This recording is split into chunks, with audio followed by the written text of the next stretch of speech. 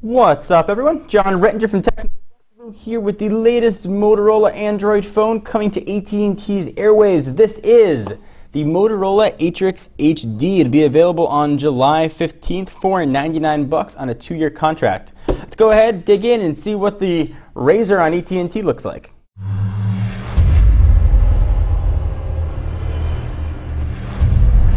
Alright, so this is the third Atrix device in AT&T's lineup. We've got the original Atrix, the Atrix 2, and now we've got the Atrix HD. But think of this as AT&T's version of the Motorola Razr. Let's go ahead and take a quick look at the box. Here is the Atrix HD. Got a picture of the phone. The Don't Call Me Moto Blur skin on it. Of course, it's 4G capable. Motorola Atrix HD.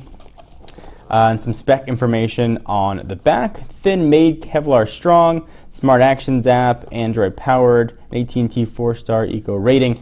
We'll take a look at all that stuff as we go through and check out the phone. Let's go ahead and open it up. Boom.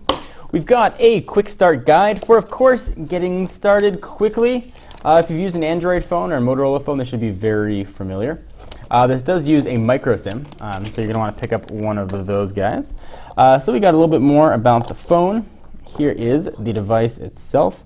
Usually I check to see if they put in the battery, but it looks like this battery might not even be removable. We'll take a look at that in just a moment. So here is Atrix HD. Put that off to the side very quickly.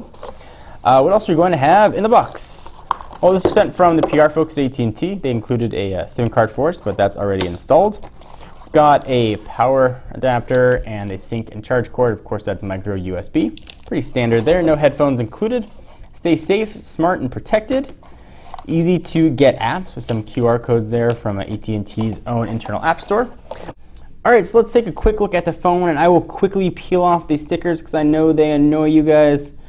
Get that sucker off. Boom. Now we've got the Atrix HD and all of its Atrix HD glory. So let's run through the specs. It's running Android 4 ice cream sandwich. No word on Jelly Bean.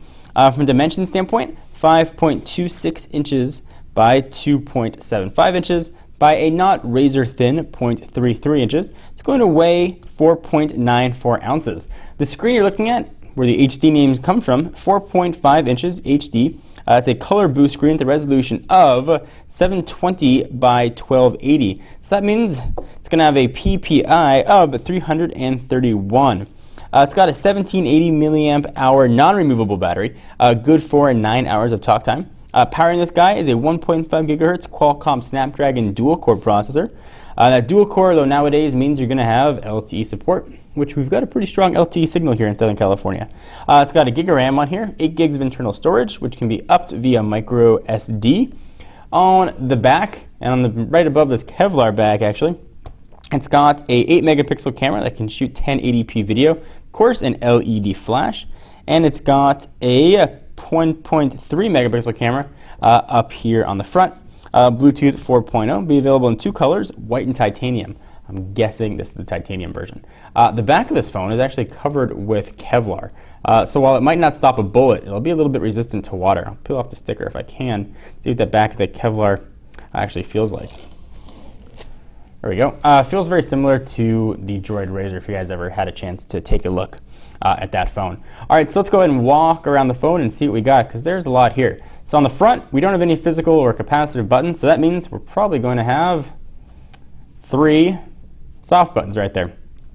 So we've got a back button, home button, then your multitasking button right there as well. As much as you want to push that AT&T globe, it is not a home button. So on the left-hand side of the device, we've got a door for... We've got SIM card, and that's where your micro SD expansion slot's going to go, and again, that's a micro SIM.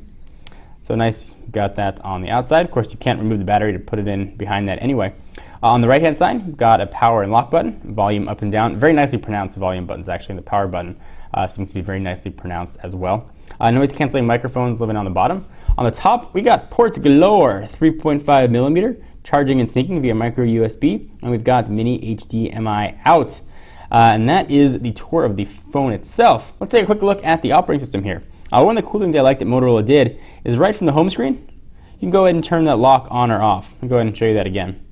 Unlock the phone, turn the vibration rather on or off, depending on what you want to do. Very handy feature.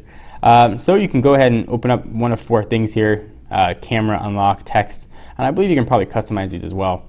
let's go ahead and unlock the phone. You can see what this gorgeous screen looks like. So as you go ahead and scroll along, you can see you only have one page here. And as you go ahead and scroll to what would be the next one, you get something kind of interesting that shows up. So you can either add a blank page like you do on most normal Android phones, or you can start with a template. Let me show you what those templates look like.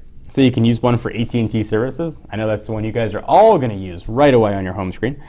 Social networking. So you've got different kind of stuff you can put in here automatically.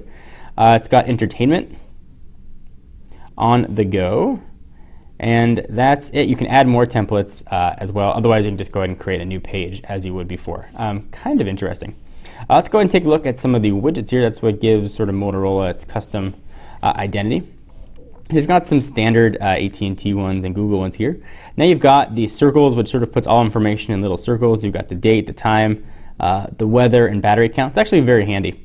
A little shortening for contacts, some Drive Smart applications, and that's really close to the extent of what Motorola has added here for widgets. You've got custom icons and stuff that will be very familiar to those folks that used previous versions of Motorola phones or Moto Blur.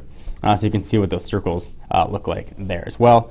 One thing to mention though, I do not believe this guy is going to work with previous Atrix laptop docks. If you have one of those and you want to upgrade, you're going to be a little bit disappointed here about what this phone is going to do. But if you didn't use one of those, this is going to be a very welcome addition. So something interesting about this phone, you're thinking about why would I want to get this. First, consider the price point. 99 bucks is going to get you a really modern phone. Still running Ice Cream Sandwich, but most phones other than the Galaxy Nexus right now are running Ice Cream Sandwich. You're going to get a gig of RAM, a 1.5 gigahertz dual core processor, a pretty nice sized battery, that Kevlar back. You're getting a lot packed into a pretty reasonable price frame here. So if you're in the market for a new phone and you want to stay sort of under that $100 price point, you may want to take a look at the Atrix HD. Of course, we'll put it through our full review and let you guys know how it performs. Be sure to take a look at the Atrix HD when you walk into your local AT&T store on July 15th. I'm John Rettinger from Techno Buffalo. Be sure to check us out for all the latest and greatest tech news. Anything you want to see about this guy, let us know down below and we'll make sure we cover it in our full review. See you guys in the next video. Bye-bye.